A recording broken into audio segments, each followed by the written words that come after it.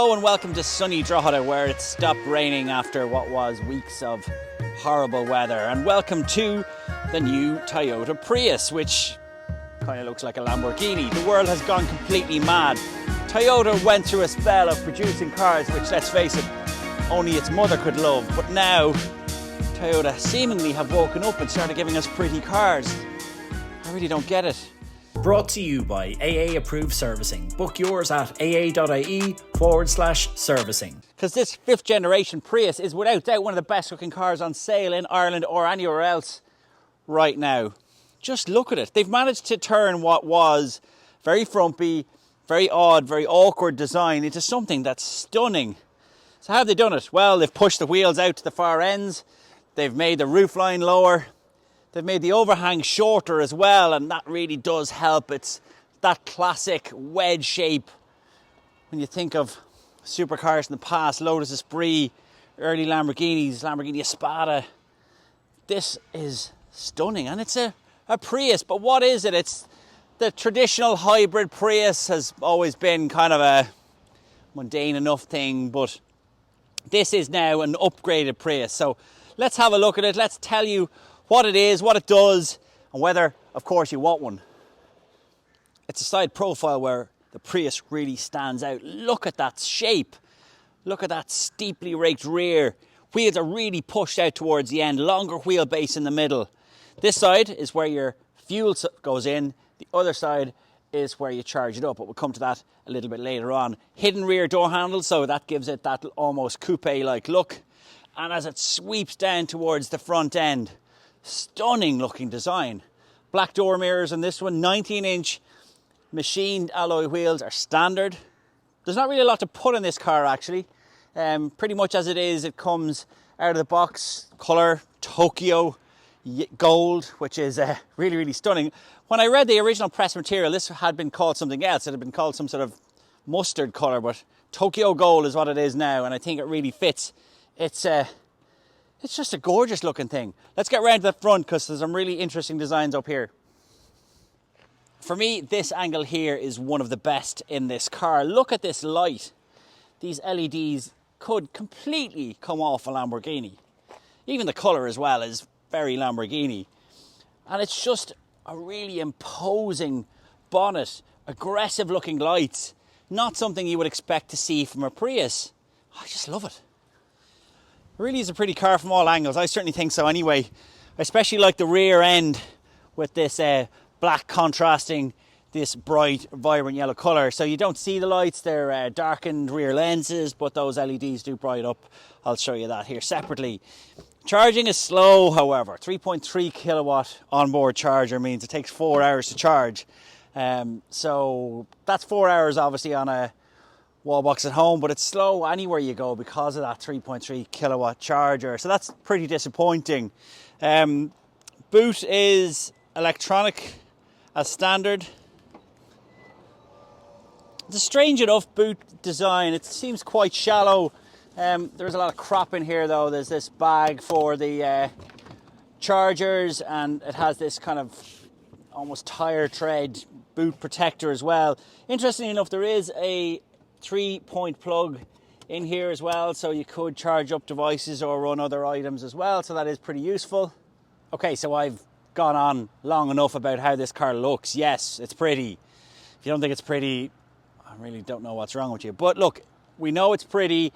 What's underneath? Well, this is a plug-in hybrid, so it's not just a hybrid which we've seen in previous Prius. There was a previous plug-in hybrid Prius, but I don't think it sold in huge numbers in Ireland.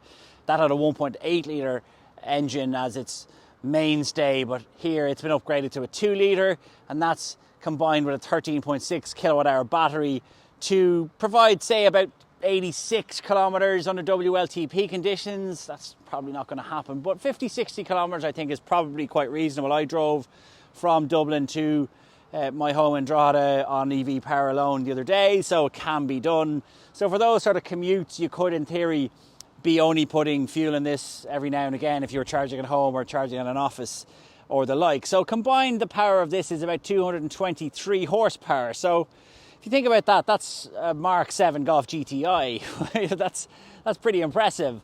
So only a few years ago we would have been raising our eyebrows about power like that, but nowadays with EVs and plug-in hybrids we're getting used to more power, and this now has quite a bit more power. It's also quite a bit more interesting to drive. We'll talk about that later, but they've changed the layout to make it so, and obviously the wheelbase is longer, the wheels are out towards the edge of the car, which make it a bit more dynamic in terms of handling. They repositioned the battery as well further back, and it's just a car that is allowing itself to be a bit more fun. There's no point in it being pretty and then being dreary as hell to drive, and thankfully they've done that to match that lovely look. So let's talk a little bit about the interior. So the layout is pretty much standard Toyota fare. Lots of buttons. They haven't abandoned buttons yet by any means, but it's a combination of both. We have our touchscreen display. We have our display behind the steering wheel now. In a lot of cases, I've had to put this steering right down because I wasn't able to see those dials if I was to adjust it to my normal driving position. If I like my steering wheel quite high up, and if I do that, I can't see some of those dials, so I've had to put it down. This is a camera which monitors the driver, so if you're looking at something else, if you were tempted to look at your phone, or if you were looking at the audio systems, it will alert you and beep and say, you know, behave yourself and pay attention. Quite a small steering wheel, various buttons on it as well. You've got your cruise control and your various menus. 2 physical buttons here for the air conditioning, and it is a very good cold air conditioning system. And this car has ventilated seats and heated seats. I really do love ventilated seats myself. USB-C's one here to when you connect it has Apple CarPlay and Android Auto. There is wireless CarPlay and Android Auto. You have another USB-C power supply here, and you have another 2 here, so 4 up front here. So quite a few. Bigger glove box as well than before, so there is more space for items. But it's quite a nice layout. It's much more lower squat than the previous one, so it does feel more like a sports car from that perspective. One of the things that really summed up this car for me over the last few days was when I drove into my estate at home. Now, over the course of summer, there's been a group of young fellas, 11, 12-year-olds playing football and every day kicking about, and you come in on a Monday in this job with a new car, and sometimes they look, sometimes they don't.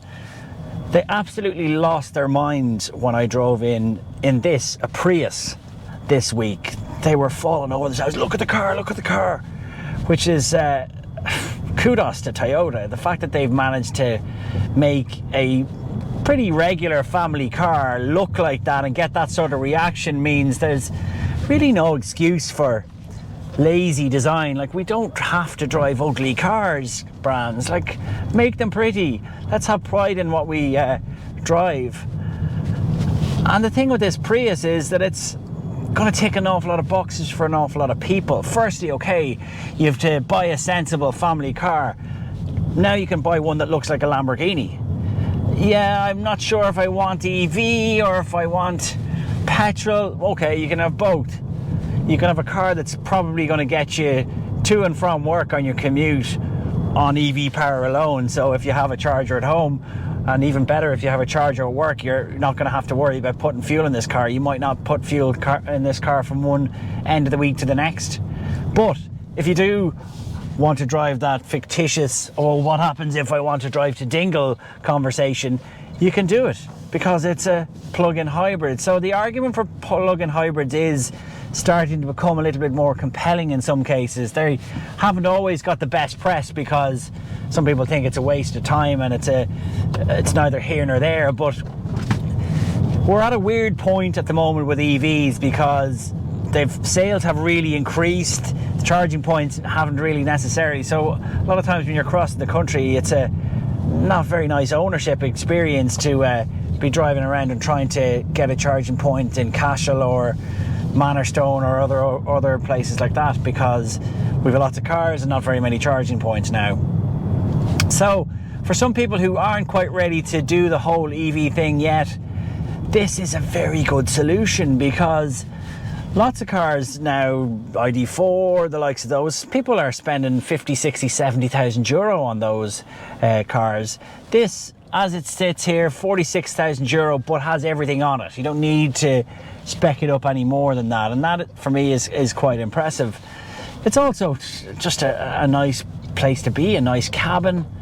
Overall, I'm very, very impressed. And this is the first time that I've ever said this sentence, and hopefully it's not the last. I want a Toyota Prius.